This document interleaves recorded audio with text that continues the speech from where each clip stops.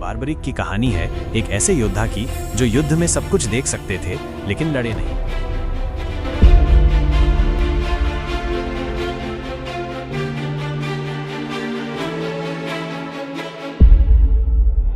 बारबरीक एक अदृश्य योद्धा जिसने महाभारत का भाग्य देखा।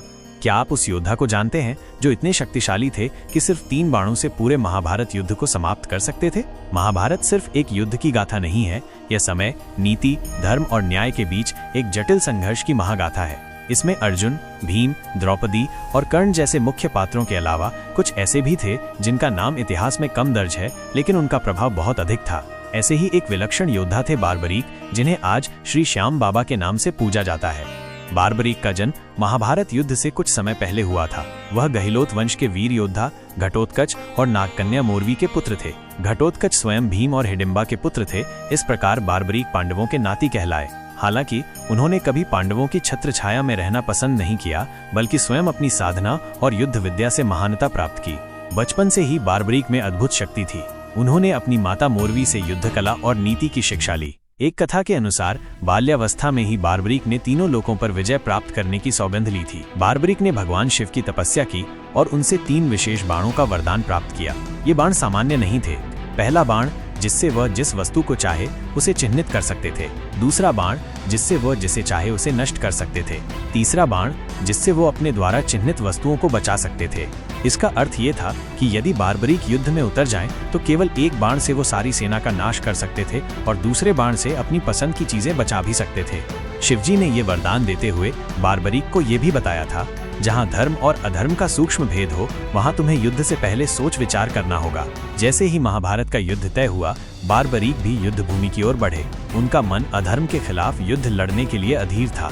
जब माता मोरवी ने उनसे पूछा कि तुम किसकी ओर से युद्ध लड़ोगे, तो उन्होंने उत्तर दिया, जो कमजोर पक्ष होगा मैं उसी का साथ दूंगा। यह उत्तर सुनकर माता मोरवी चिंतित हुई। उन्होंने कहा, यदि तुम हर बार कमजोर पक्ष का साथ दोगे तो युद्ध कभी समाप्त नहीं होगा, क्योंकि तुम जिस पक्ष में रहोगे वो स्वतः ही बलवान बन जाएगा। बारबरीक ने कहा, तो फिर इसका मतलब केवल मैं ही युद्ध के मैदान में बचूंगा। बारबरीक की यही प्रतिज्ञा ही अंत में उन्हें युद्ध से दूर ले गई। युद्ध से पहले बारबरीक कुरुक्षेत्र पहुंचे। वहां उन्होंने घोषणा की कि मैं युद्ध में भाग लेना चाहता हूं और धर्म के पक्ष में लड़ूंगा जो हार रहा होगा। बारबरीक की इस घोषणा से भगवान श्री कृष्ण चिंतित हो गए। जब अर्जुन और श्री कृष्ण भीम के पौत्र बारबरीक की वीरता का चमत्कार देखने के लिए गए, तब श्री कृष्ण ने बारबरीक से कहा, ऊपर एक वृक्ष है, उसके सारे पत्तों को एक ही तीर से छेद दो तो मैं मान जाऊंगा कि तुम युद्ध में भाग ले सकते हो।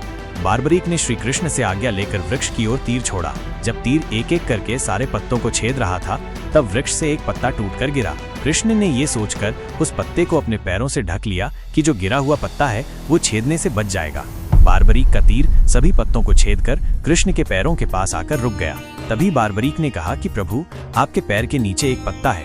मैंने अपने तीर को पत्ते को छेदने की आज्ञा दी है, पैरों को छेदने की नहीं। ये सब देखने के बाद भगवान और अधिक चिंतित हो गए। भगवान श्री कृष्ण जानते थे कि बारबरीक प्रतिज्ञावश युद्ध में जो पक्ष हारता हुआ देखेगा उसका साथ देगा। यदि वो कौरवों को हारता हुआ देखेगा तो उनका साथ देगा, जो पांडवों के लिए संकट होगा, और अगर पांडवों को हारता देखेगा तो पांडवों का साथ देगा। लेकिन यही शक्ति यदि गलत दिशा में चली गई तो क्या होगा? श्री कृष्ण चिंतित हो गए, क्योंकि उन्हें ही युद्ध का संचालन करना था। तभी श्री कृष्ण एक ब्राह्मण का भेष बदलकर बारबरीक के पास पहुंचे और पूछा, बालक, तुम कौन हो और युद्ध में क्यों आए हो? बारबरीक ने अपना परिचय दिया और अपने 3 अमोघ बाणों का रहस्य बताया। श्री कृष्ण जानते थे कि ये सिर्फ एक बाण से ही पूरी सेना का नाश कर सकता है।